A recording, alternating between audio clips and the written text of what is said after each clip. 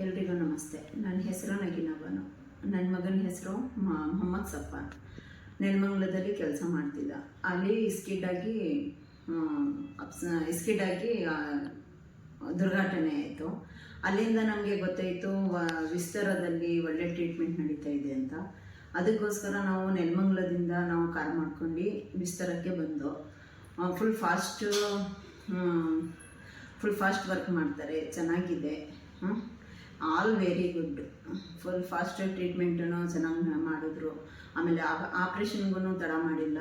ಆದಷ್ಟು ಬೇಗ ಇದು ಮಾಡಿ ನನ್ನ ಮಗನಿಗೆ ಆಪ್ರೇಷನ್ ಎಲ್ಲ ಫುಲ್ ಫಾಸ್ಟ್ ಮಾಡಿ ಟ್ರೀಟ್ಮೆಂಟ್ ಎಲ್ಲ ಚೆನ್ನಾಗಿದೆ.